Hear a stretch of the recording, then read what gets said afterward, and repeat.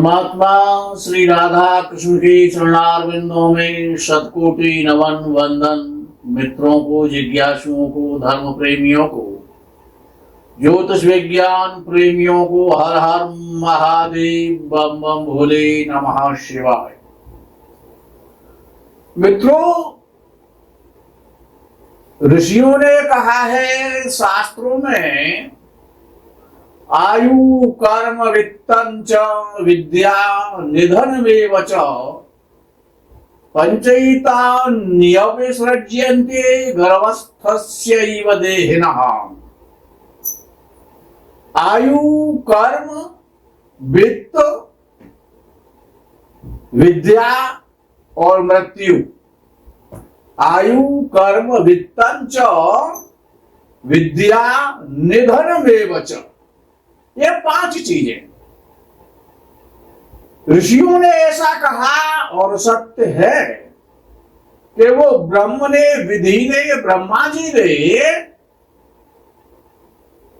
गर्भ में ही निश्चित कर दिया था। जब गर्भ में और जीवात्मा आया तब ये 5 चीजें गर्भ में ही निश्चित कर दी गई, सुनिश्चित कर दी गई। ज्योतिष शास्त्र के विद्वान कहते हैं कि देव दानव गंधर्वा यक्ष राक्षस किन्नरा, सभी देवता, दानव, देवदानव, गंधर्वा और गंधर्व, यक्ष राक्षस किन्नर और मनुष्य, देवदानवो गंधर्वा यक्ष राक्षस किन्नरा पीड्यन्ते ग्रह पीड़ा भी। ये सभी देवदानव यक्ष राक्षस किन्नर गंधर्व, ये सभी ग्रहों की पीड़ाओं से पीड्यन्ते ग्रह पीड़ा भी, इनको भी ग्रहों की पीड़ा व्याप्त होती है। किम पुनर्भुवि मानवा, तो इस पृथ्वी लोक पर मनुष्यों की तो औकात ही क्या है कि जब स्वर्ग लोक के देवता, यक्ष और राक्षस, किन्नर, गंधर्व, दानव, ये सभी ग्रहों की पीड़ाओं से पीड़ित होते हैं और प्रसन्न होते हैं। ग्रहों की कृपा अर्थात इन पर भी होती है, अच्छा और बुरा समय इनका भी आता है। तो कहते हैं कि बिना लक्ष्मी के वह संसार असार है। असारे खरु संसारे, इस असार संसार में बिना लक्ष्मी की कृपा के और जीवन नैराश हो जाता है, कुछ भी नहीं होता जीवन में। और विदुर जी ने तो कहा है कि गरीबी अपने में एक अभिशाप है, श्राप है। गरीब होना एक अभिशाप है। यद्यपि जो भी कुछ परिणाम मिलता है अपने कर्मानुसार, भाग्य का निर्धारण होता है, उसके आधार पर व्यक्ति का जन्म होता है इस धरा पर। व्यक्ति का जन्म इस धरा पर होता है, वो अपना भाग्य लेकर के आता है। यहाँ जो भी कर्म करता है उसके शास्त्रानुसार कुछ फल यहाँ प्राप्त होते हैं, वो भाग्य बन करके पुनः प्राप्त होता है। व्यक्ति में कितने ही अवगुण हो, अवगुणों की खान क्यों ना हो, लेकिन यदि उसके पास लक्ष्मी है, धन है, वैभव है, संपत्ति है, सभी अवगुण उस लक्ष्मी की कृपा से गुणों में परिवर्तित हो जाते हैं। उसमें सभी प्रकार के गुण व्याप्त हो जाते हैं। और कितना ही बड़ा विद्वान क्यों ना हो, ये तो उसके पास लक्ष्मी नहीं है, धन नहीं है, तो उसकी विद्वता, उसकी शिक्षा, उसका ज्ञान का कोई ग्राहक नहीं होता है। वो जीवन भर कितना ही बड़ा विद्वान क्यों ना हो, यदि लक्ष्मी नहीं है तो वो पीड़ित और दुखी रहता है। पग पग पर और समस्याएं उसके सामने आती रहती हैं। मित्रों, आज लक्ष्मी भूषयते कुलम, लक्ष्मी भूषयते विद्याम, लक्ष्मी की बिना कृपा से, कुछ विद्वान तो ऐसा कहते हैं कि इस जगत में, इस जगत के व्यवहार में, यह जग में दो ही बड़े दामोदर और दाम, दामोदर बैठे रहे, दाम करे सब काम। अर्थात लक्ष्मी की कृपा परमावश्यक होती है। विषय ज्योतिष शास्त्र का है। ज्योतिष शास्त्र में ऐसे एक धन कुबेर, जिसे कहा जाए तो कोई अतिशयोक्ति और अनुचित नहीं होगा, जो आज के समय में, आज की तारीख में, और वो धन कुबेर है। इस भारतवर्ष का प्रथम नंबर का और वो धनपति व्यक्ति है। आज ऐसी इच्छा हुई है कि उसकी कुंडली का कुछ विश्लेषण किया जाए। यद्यपि ज्योतिष का विषय इतना गंभीर है कि यदि जो कुंडली पर हम विश्लेषण करने जा रहे हैं, उस कुंडली पर महीनों या किसी की भी कुंडली पर लगातार महीनों विश्लेषण किया जाए तो भी वो पूरा नहीं हो सकता है।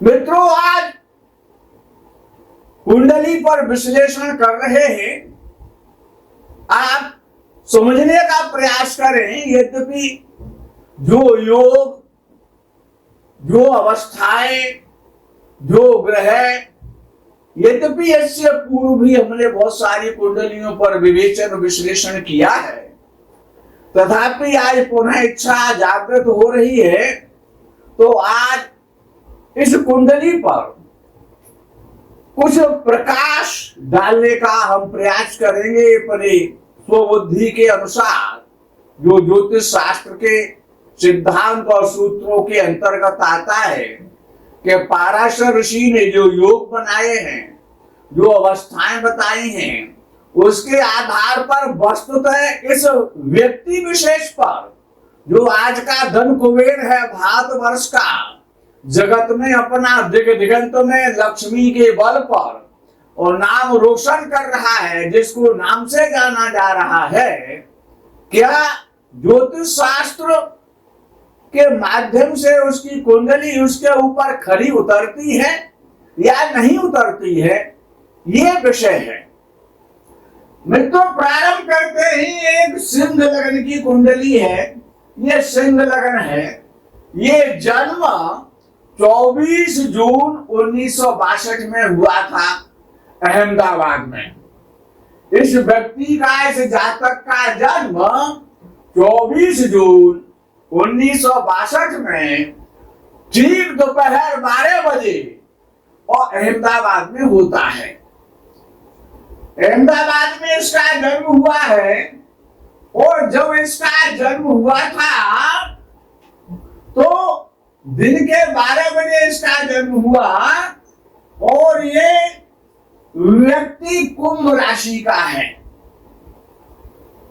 लगन में कोई ग्रह नहीं है, दूसरे भाव में कोई ग्रह नहीं है, तीसरे भाव में कोई ग्रह नहीं है, चतुर्थ भाव में कोई ग्रह नहीं है, पंचम भाव में कोई ग्रह नहीं है, छठवें भाव में स्वराशि का शनि और साथ में केतु बैठा हुआ है।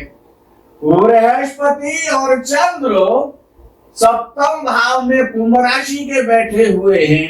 अष्टम भाव पुनः खाली हो गया है।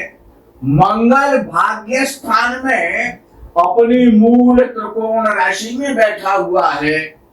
बुध दशम भाव में बैठा हुआ है वृषभ राशि का, और सूर्य 11वें भाव में मिथुन राशि का बैठा हुआ है।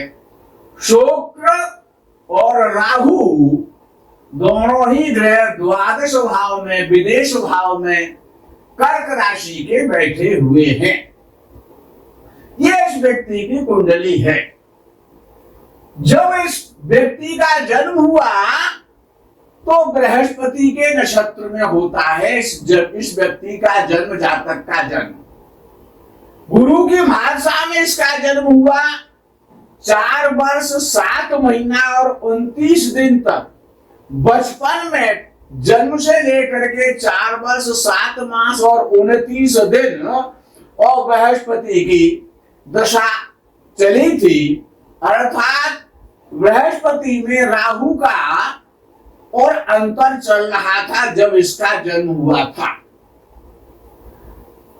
अब इस कुंडली पर थोड़ा सा आगे को बढ़ते हैं, विश्लेषण करते हैं कि जो लग्न है, लग्न प्राण है, लग्न प्राण है। प्राण हम अपने वीडियो में सदैव हम कहा करते हैं कि लग्न और लग्नेश जितना बलवान होगा व्यक्ति अपने जीवन में उतनी ही उन्नति करेगा। अब विषय आता है कि सिंह लग्न है, वृषभ राशि का लग्न है, और जब वृषभ राशि का लग्न होता है तो वो लग्न जो होता है वो स्थिर लग्न कहलाता है। और वृषभ राशि अपने में काफी बलवान कही जाती है, और जिस ग्रह का वो लग्न है उसका नाम सूर्य है, सिंह लग्न है, सूर्य ग्रहों का राजा है। तो ऐसे व्यक्ति ने सबसे पहले हमको ये सोचना चाहिए जिसका भी सिंह लग्न है तो उसमें सूर्य के गुण तो आएंगे। और सिंह लग्न है और दिन में जन्म हुआ है और 12 बजे जन्म हुआ है, इसीलिए सूर्य 11वें भाव में इसका बैठा हुआ है। सूर्य मित्र राशि में बैठा हुआ है। मित्र और शत्रु, नीच और उच्च पर हम विशेष बल देते हैं, अंशों पर बल देते हैं, तो उसी के आधार पर इस कुंडली का विश्लेषण हो रहा है। तो लग्नेश सूर्य है जो कि 11वें भाव में बैठा हुआ है। ये हमारे आधार पर, जैसे कि हम आपको वीडियो में बताते हैं कि जब भी लग्नेश और 11वें भाव में बैठता है तो वो एक अपने में सुनिश्चित रूप से बलवान लग्नेश हो जाए तो वो एक धन योग बन जाता है। विशेष धन योगों में आता है कि जब लग्नेश 11वें भाव में बैठे या एकादशेश 11वें भाव का स्वामी लग्न में बैठे तो ये एक विशेष रूप से धन योग बन जाता है। हमने ये भी कहा है कि सूर्य 11वें भाव में बड़ा पावरफुल हो जाता है। वो भी दिन का 12 बजे का सूर्य हो, जून के महीने का सूर्य हो, तो सूर्य में कितनी पावर होती है कि उसकी जो गर्मी है, उसका जो ताप है वो सहन करना मुश्किल हो जाता है। तो 24 जून का जन्म है, दिन के 12 बजे का, तो लग्नेश बलवान हुआ और 11वें भाव में बैठ गया और मित्र राशि में बैठा और कुमार अवस्था का हो गया ग्रह। क्योंकि सूर्य जो है वो 8.56 डिग्री पर है, 8 अंश और 56 कला पर है। तो इसलिए वो मित्र राशि में हुआ, बुध की राशि में है और कुमार अवस्था में सबसे पहले लग्नेश बली हो गया, कुमार अवस्था का हो गया, मृत अवस्था का नहीं है या वृद्धावस्था का नहीं है। तो सबसे पहले लग्न का जो स्वामी है वो बलवान हो गया और वो धन प्रदान करने वाला हो गया, यशस्वी बनाएगा, अपने कुल का नाम रोशन कराएगा। दिग दिगंत में ऐसे व्यक्ति का नाम रोशन होना स्वाभाविक है कि जब लग्नेश ही सूर्य है और सूर्य ही यश का कारक है, ख्याति का कारक है, धन का कारक है और सूर्य राजा बनाता है, ग्रहों का राजा है, तो सूर्य के जितने भी गुण हैं इस व्यक्ति में आने ही आने कि सूर्य काफी मजबूत है लग्नेश। दूसरा नंबर चंद्र का आता है तो चंद्र द्वादश भाव का स्वामी है। द्वादश भाव विदेश है और चंद्र जो है वो जल राशि है। द्वादश भाव में जल राशि है और चंद्र स्वयं एक जल है। तो समुद्रों के माध्यम से, समुद्री व्यापार के माध्यम से, जलीय स्थानों से, जलयान के द्वारा, बंदरगाहों के द्वारा इस प्रकार के व्यक्ति को विदेशों से और बहुत सारा लाभ प्राप्त होगा, क्योंकि चंद्र अपने द्वादश भाव से और अष्टम भाव में बैठा हुआ है। चंद्र द्वादश भाव का स्वामी है तो 1 2 3 4 5 6 7 और 8 लगन से सप्तम भाव में है और द्वादश भाव से अष्टम भाव में है। तो ये एक राजयोग बना रहा है। चंद्र स्वयं में एक राजयोग है। इसीलिए राजयोग है कि वो अपने भाव से, द्वादश भाव से वो अष्टम भाव में बैठा हुआ है। द्वादश भाव का है कि वो बहुत खराब भाव माना जाता है। 6वां भाव, 8वां भाव और 12वां भाव, जब भी इनका स्वामी जिस प्रकार से अगर अष्टम भाव का स्वामी अपने भाव से अष्टम में बैठता है तो वो व्यक्ति को शतायु करता है, दीर्घायु करता है। इसी प्रकार से चंद्र के द्वारा एक सबसे पहले राजयोग बन जाता है। राजयोग कितने वो भी मैं आपको बताऊंगा, लेकिन पहले ग्रहों के आधार पर मैं आपको अवगत करा रहा हूं। तो एक तो सूर्य मजबूत हुआ तो सूर्य के द्वारा राजा धराज बनेगा, सूर्य के समान प्रतापी होगा, प्रकाशमान होगा, यशस्वी होगा, दीर्घायु होगा और परोपकारी होगा, दानी होगा, संभ्रांत होगा। तो पहले तो सूर्य ऐसा कर रहा है। दूसरा है कि चंद्र भले द्वादश भाव का स्वामी है और वो वहां से अपने अष्टम भाव में जब चला गया है तो उसने द्वादश भाव को कमजोर कर दिया है। और जब हम यही कहते हैं कि 6वां भाव का स्वामी कमजोर हो जाए, 6वां भाव कमजोर हो जाए, 8वें भाव का स्वामी कमजोर हो जाए, 8वां भाव, क्योंकि ये शत्रु भाव है। ये लगन के 6 8 बार है, इनका स्वामी कमजोर होगा तो अपने भाव को कमजोर करेगा और जब वो भाव कमजोर हो जाएगा तो उसका लाभ, शत्रु जब कमजोर होगा तो उसका लाभ लगन को, लग्नेश को प्राप्त होगा। ये चंद्र के द्वारा यानी जलीय स्थानों से, जल के स्थानों से, शिप के माध्यम से, जलयान के माध्यम से, बंदरगाहों के माध्यम से वो इस व्यक्ति को जलीय पदार्थों से, लिक्विड पदार्थों से और इस व्यक्ति को बहुत सारा लाभ प्राप्त होगा।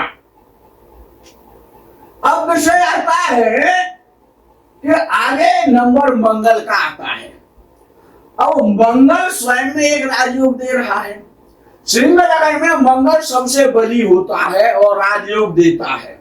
सबसे शुभ माना जाता है सिंह लगन में मंगल, क्योंकि वो केंद्र का, सुख स्थान का स्वामी बन जाता है और भाग्य स्थान का स्वामी बन जाता है। और मंगल जैसा ग्रह है और मूल त्रिकोण राशि में बैठा हुआ है। मंगल क्या है कि वो अग्नि तत्व ग्रह है।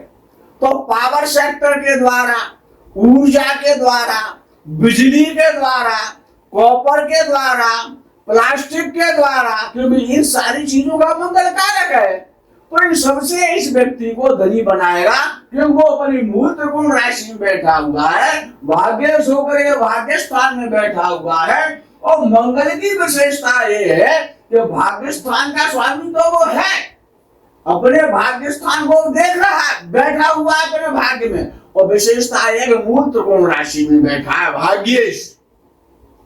और मंगल की जो दृष्टि है सुख भाव का स्वामी है तो सुख भाव पर भी है।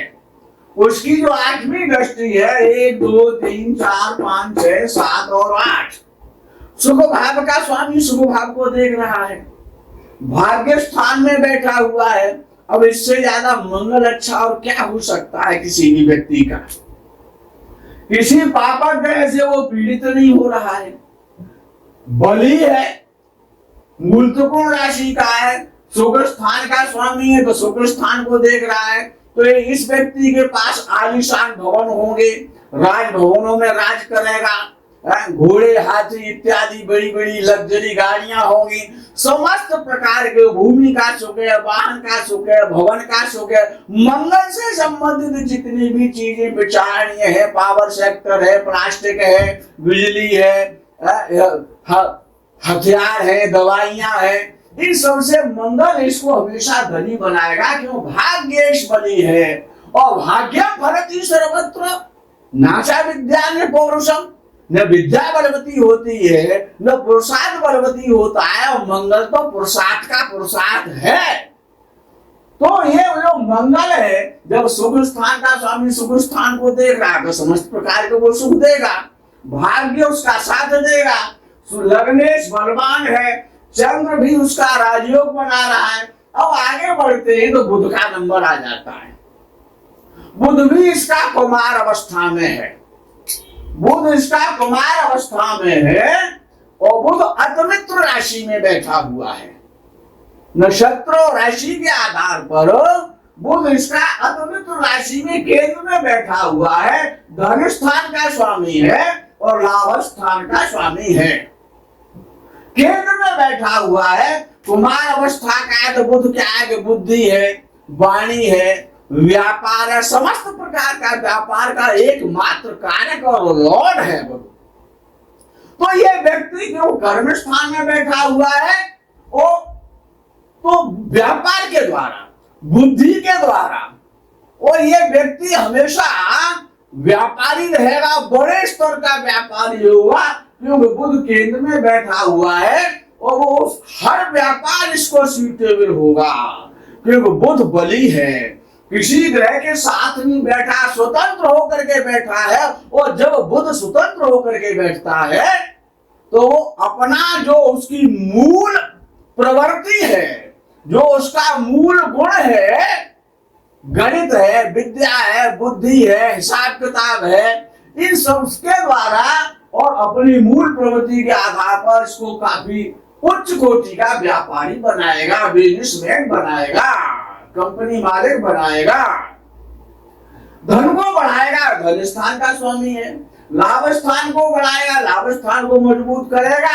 क्योंकि केंद्र में बैठा हुआ है। और नंबर आता है बृहस्पति का, और बृहस्पति स्वयं एक राजयोग बना रहा है, सिंह लगन की कुंडली है, तो बृहस्पति पंचम भाव का स्वामी हो गया, और वो पंचम भाव का स्वामी होकर के केंद्र में बैठा, सप्तम भाव में बैठा हुआ है। और जब वो सप्तम भाव में जब त्रिकोण का स्वामी जब केंद्र में बैठता है 1 4 7 10 में से, तो वो अपना एक राजयोग देता है। तो बृहस्पति सिंह लगन की कुंडली में और पंचम भाव का स्वामी होकर के केंद्र में बैठा हुआ है, चंद्र के साथ बैठा हुआ है, तो ये भी एक राजयोग है। बृहस्पति की जो दृष्टि है वो सूर्य पर जा रही है, लगन पर जा रही है और लग्नेश पर जा रही है, और व्यापार के जो लॉर्ड है बुध उसकी राशि पर जा रही है, लाभ स्थान पर बृहस्पति की पंचम पूर्ण दृष्टि है। बृहस्पति लगन को भी देख रहा है, सूर्य को देख रहा है।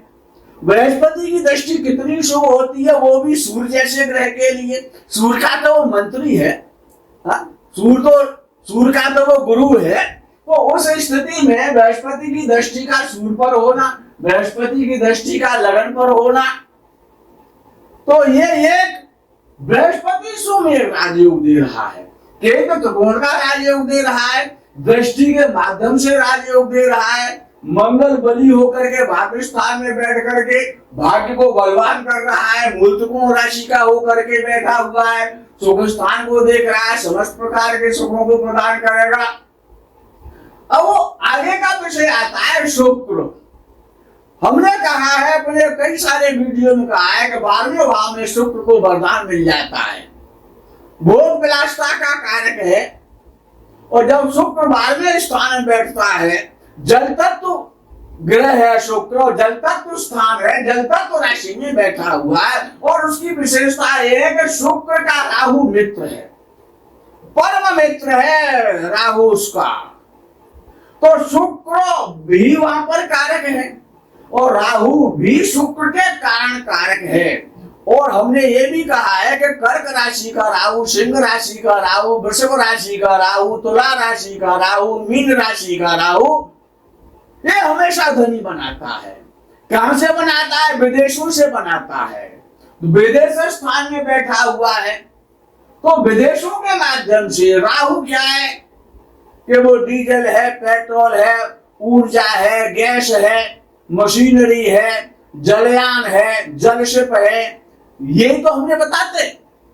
तो राहु वहां पर शुक्र के साथ बैठने के, शुक्र और राहु की जो युति है वो द्वादश भाव में विदेश के द्वारा और इसको धनी बनाती है। दोनों ही परम मित्र है, दोनों ही जल तत्व राशि में बैठे हुए हैं। और स्त्री राशि है, हम हमेशा यही कहते हैं स्त्री राशि में यदि राहु है तो वो अच्छा योग बन जाता है, राजयोग दे देता है। तो शुक्र भी जल तत्व राशि में बैठा हुआ है, राहु भी जल तत्व राशि में बैठा हुआ है। द्वादश भाव स्वयं जल तत्व स्थान है, उसमें जल तत्व ही राशि है, तो उसका स्वामी भी राजयोग बना रहा है और शुक्र राहु बैठ करके भी राजयोग दे रहे हैं। अब विषय आता है कि शनि की क्या स्थिति है। शनि छठवें घर का स्वामी है और सातवें घर का स्वामी है और राशि का भी स्वामी है और छठवें घर में ही बैठा हुआ है शनि। जब शनि छठवें, शनि तीसरे घर में हो, शनि छठवें घर में हो, शनि 11वें घर में हो, शनि 10वें घर में हो, हमेशा कारक होता है। 8वें घर में दीर्घायु देता है। तो अर्थात शनि भी इसका कारक स्थिति में बैठा हुआ है और शनि भी जवान है और राहु भी जवान है और केतु भी जवान है। ये सभी युवावस्था के ग्रह हैं इसके। शुक्र भी युवावस्था का ग्रह है ज्योतिष शास्त्र के नियमों के आधार पर। अब इतना होने के बाद अब इसमें देखते हैं कि ज्योतिष शास्त्र के आधार पर महर्षि पाराशर जी जो कहते हैं क्या वो योग इसमें कुछ है या नहीं है जो कि धनी बन रहा है। आज ये धन कुबेर हो गया है, भारत वर्ष का नंबर 1 का व्यक्ति है ये धन के विषय में। तो पहले नंबर आता है गजकेसरी योग। गजकेसरी योग क्योंकि बृहस्पति और चंद्र साथ बैठे हुए हैं और एक नियम है कि यदि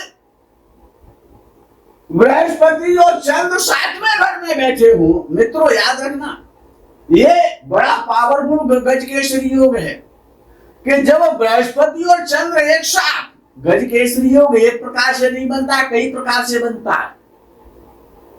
तो बृहस्पति और चंद्र जब साथ में लगन से जब सातवें भाव में एक साथ बैठते हैं तो वो गजकेसरी योग बनता है। गजकेसरी योग का आप परिणाम जानते हैं, मुझे उस पर व्याख्या करने की आवश्यकता नहीं है। अब उसके बाद में इसमें अनफा योग आता है जो बहुत अच्छा योग है, जिसपे हमने अनफा योग पर हमने बोला भी, अपना एक वीडियो भी दिया है। अब अनफा योग कैसे बनता है इस कुंडली में? क्या सूर्य को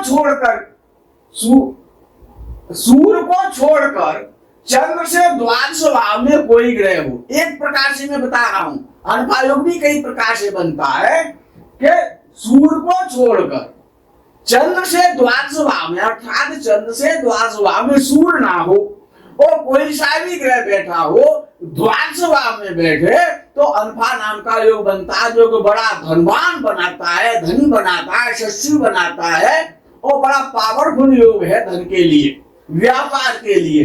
तो चंद्र से द्वादश भाव में शनि बैठा हुआ है, यद्यपि केतु भी बैठा हुआ, दो ग्रह बैठे हुए हैं। तो ये कहा गया कि चंद्र से द्वादश भाव में सूर्य ना हो, कोई भी ग्रह बैठ जाएगा तो वो अनफा नाम का एक राजयोग बन जाता है, विशेष राजयोग में आता है। उसके बाद में जो दूसरे प्रकार से जो इसका अनफा योग बन रहा है, एक प्रकार से मैंने आपको बता दिया, दूसरे प्रकार से अनफा योग बन रहा है कि जब चंद्र से द्वादश में और शनि बैठा हो। एक तो ये आया कि चंद्र से द्वादश भाव में सूर्य को छोड़ करके कोई भी यदि ग्रह बैठ जाएगा तो अनफा नाम का राजयोग बन जाएगा, तो वो बन गया। फिर दूसरा अनुभव योग बनता है कि चंद्र से द्वादश भाव में यदि शनि बैठा हुआ है तब भी एक अनुभव योग बनना है। तो दो प्रकार से इस कुंडली में अनुभव नाम का योग बन रहा है। अब आगे चलते हैं तो चौथे नंबर पे आता है, इसमें वरिष्ठ योग है। वरिष्ठ योग क्या होता है कि वो वरिष्ठ योग काफी बड़ा आदमी बनाता है, यशस्वी बनाता है, दीर्घायु बनाता है, नाम रोशन करने वाला ऐसा व्यक्ति होता है जिसको वरिष्ठ योग के नाम से जाना जाता है।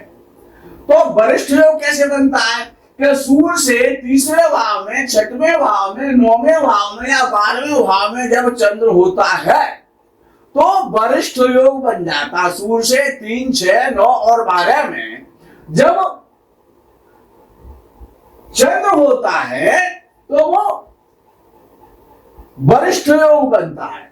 अब सूर्य से चंद्र कहां बैठा हुआ काउंट कर लिया जाए तो 1, 2, 3, 4, 5, 6, 7, 8 और 9, यानी कि 9वें भाव में सूर्य से चंद्र बैठा हुआ है तो एक वरिष्ठ योग बन गया। ये भी बड़ा श्रेष्ठ राजयोग है। उसके बाद में इस कुंडली में एक विशेष योग आता है, काहल योग।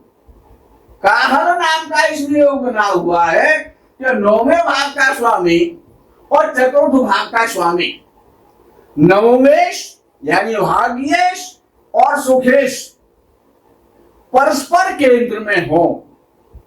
जब ये परस्पर केंद्र में होते हैं तो यहां पर एक काहल योग बन जाता है। फिर इसमें एक उभयचरी योग आ रहा है।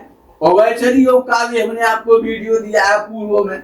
उभयचरी योग क्या होता है कि सूर्य से दूसरे भाव में और 12वें भाव में चंद्र को छोड़ करके यदि ग्रह बैठे हुए हैं, चंद्र ना हो, सूर्य से द्वादश भाव में और द्वितीय भाव में, तो उभयचरी नाम का योग बनता है। तो सूर्य से द्वादश भाव में शुक्र और राहु बैठे हुए, वो सूर्य से द्वितीय भाव में शुक्र और राहु बैठे हुए और द्वादश भाव में बुध बैठा हुआ है, तो ये उभयचरी नाम का योग बना हुआ है, जिसके कारण इसको हमेशा लक्ष्मी की कृपा इस पर बरसेगी।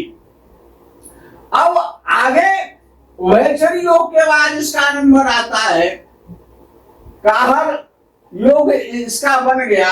फिर आता है इसमें लक्ष्मी योग आ रहा है, महालक्ष्मी योग इसमें बना हुआ है, जो कभी कभी किसी कुंडली में प्राप्त होता है, प्राय कुंडलियों में नहीं होता है। तो ये महालक्ष्मी योग है। तो महालक्ष्मी योग में क्या है कि सबसे पहली जो शर्त है वो ये है कि लग्नेश बलवान हो, लग्नेश प्रबल हो। तो लग्नेश इसका बली है क्योंकि दिन में जन्म हुआ है, 12 बजे जन्म हुआ है। लग्नेश स्वयं सूर्य है, 11वें भाव में बैठा है। 11वें भाव में सूर्य बड़ा पावरफुल होता है 10वें 11वें भाव में, तो इसीलिए लग्नेश बलवान हो गया। जब लग्नेश बलवान हो गया और वहां पर कहा गया कि भाग्येश भाग्य स्थान में हो, उच्च राशि का हो या फिर मूल त्रिकोण राशि का हो या स्वराशि का हो, ये उसमें एक तो लग्नेश बलवान हो और भाग्येश भाग्य स्थान में बैठा हुआ हो। तो भाग्येश मूल त्रिकोण राशि में बैठा हुआ है, भाग्य स्थान में बैठा हुआ है, तो ये लग्नेश बली हो गया है। दिन के 12 बजे का जन्म है और सूर्य है, तो इसलिए सूर्य बलवान हो गया। और सूर्य पर भी बृहस्पति की दृष्टि है और लगन पर भी बृहस्पति की दृष्टि है। तो वहां तो कहा गया कि लग्नेश बलवान हो, लेकिन यहाँ तो लगन भी बलवान है और लग्नेश भी बलवान है और भाग्येश भाग्य स्थान में अपनी मूल त्रिकोण राशि में बैठा हुआ है। तो ये महालक्ष्मी योग बन गया। तो व्यक्ति लक्ष्मीवान तो बनेगा। अब आगे आता है महाभाग्यशाली योग। इसमें महाभाग्यशाली योग है, उसकी मैं आपको परिभाषा बता रहा हूं, उसकी व्याख्या क्या है, कैसे बनता है। तो इसमें एक महाभाग्यशाली योग है कि पुरुष की जन्म कुंडली हो। शर्त ये है उसमें, महाभाग्यशाली योग में पुरुष प्रधान जातक की कुंडली होनी चाहिए। तो ये कुंडली पुरुष की है, जिसका जन्म अहमदाबाद में दिन के 12 बजे हुआ है 24/6/1962 में। तो ये पुरुष की कुंडली है। तो वहां पर यह कहा गया है कि पुरुष की कुंडली हो और जन्म दिन में हो।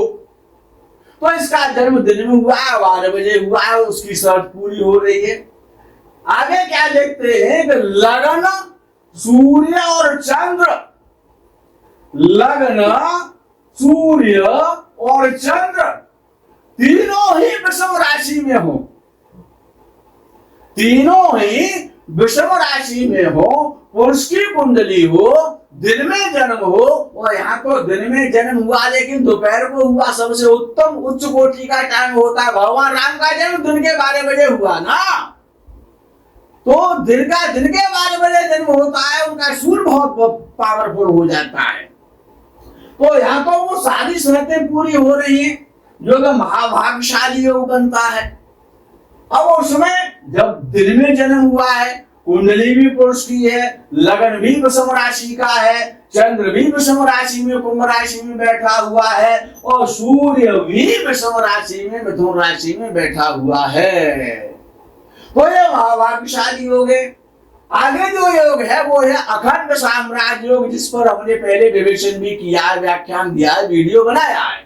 अब अखंड साम्राज्य योग कैसे बनता है कि लगन से द्वितीय भाव, नवम भाव और एकादश भाव में से, क्या कहा उन्होंने कि लगन से द्वितीय भाव और नवम भाव और एकादश भाव में से एक भाव का स्वामी, द्वितीय भाव का स्वामी या नवम भाव का स्वामी या एकादश भाव का स्वामी, और इनमें से तो वो कहते हैं कि चंद्र से केंद्र में हो। उन्होंने कहा कि लगन से द्वितीय भाव का स्वामी, लगन से नवम भाव का स्वामी या एकादश भाव का स्वामी चंद्र से केंद्र में हो, तो वो चंद्र से केंद्र में द्वितीय भाव का स्वामी बुध है।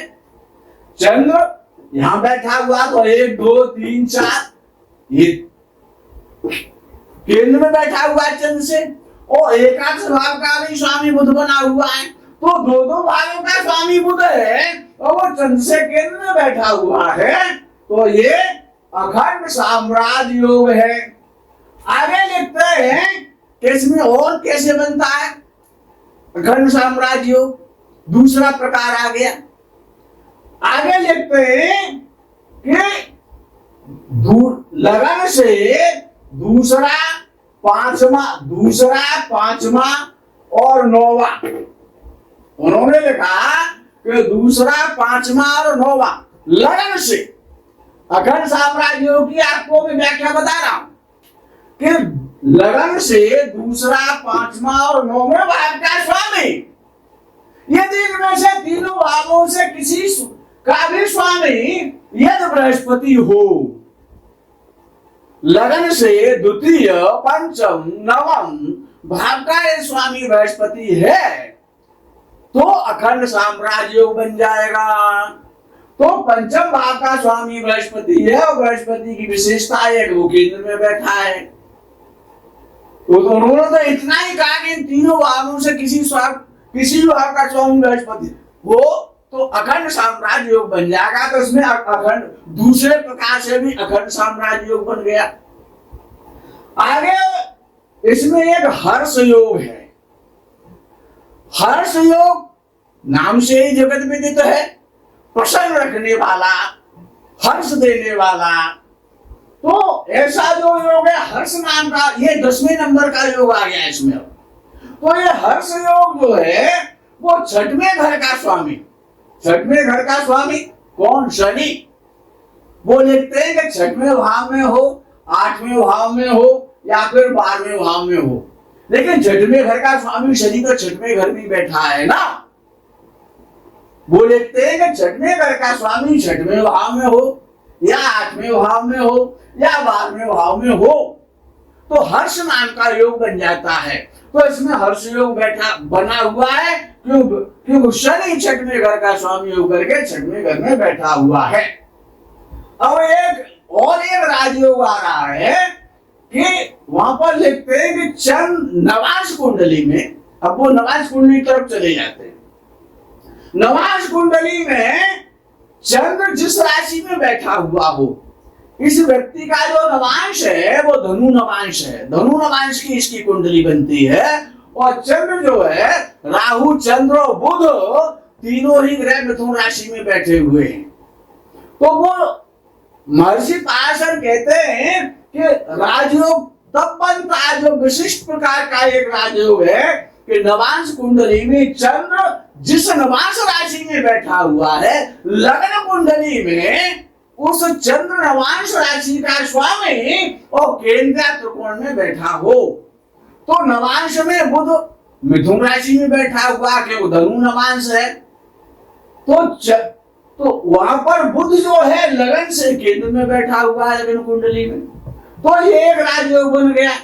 मित्रों, ये कुंडली, यद्यपि आप इस व्यक्ति को जानते हैं, इस कुंडली पे कुछ लोगों ने विश्लेषण भी किया होगा, ये महान धनशाली धन कुबेर व्यक्ति जो गौतम अडानी की कुंडली का हमने विश्लेषण किया है।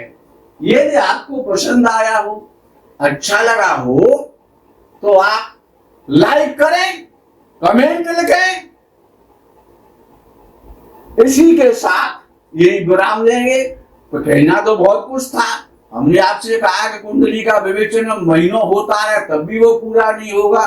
ज्योतिष शास्त्र अखंड है और इस व्यक्ति को जलाशयों के द्वारा, जलयान के द्वारा, बंदरगाहों के द्वारा और तमाम प्रकार के व्यापारों के द्वारा, वो व्यापारों की व्याख्या में नहीं करने जा रहा हूं, आप सबको पता है कि ये व्यक्ति क्या क्या काम करते हैं। तो वो सभी ग्रहों के आधार पर आज अगर भारत में पहले नंबर के धनपति बन चुके हैं तो इसमें कोई आश्चर्य नहीं है। अवश्य में भोक्तव्यम तत् कर्म शुभाशुभम। मित्रों, इसी के साथ मैं आपसे विराम लेना चाहता हूं, अपनी वाणी को विराम दे रहा हूं। आज आगे के प्रकरण का आपको इंतजार रहेगा। तब तक के लिए हर हर महादेव, बम बम भोले नमः शिवाय। जय गौ माता की।